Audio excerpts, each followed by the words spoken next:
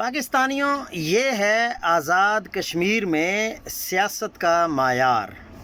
Peoples party اور نون league مل کر وزیر اعظم آزاد کشمیر انوار الحق کے خلاف تحریک عدم اعتماد لائیں گے۔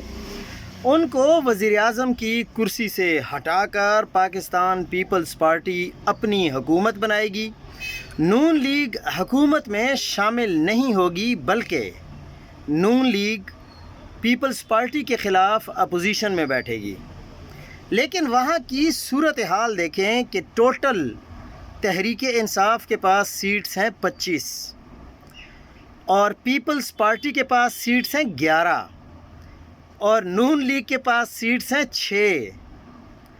لیکن پھر بھی تحریک انصاف حکومت میں شامل نہیں ہوگی اور حکومت پیپلز پارٹی کی بنے گی، صرف 11 سیٹوں والی پارٹی۔ یہ آپ اندازہ لگائیں کہ کیا کشمیر میں سیاست ہے یا وہاں پر سندھ ہاؤس کی طرح منڈی لگائی جاتی ہے اور سب کے ضمیروں کو خریدا جاتا ہے۔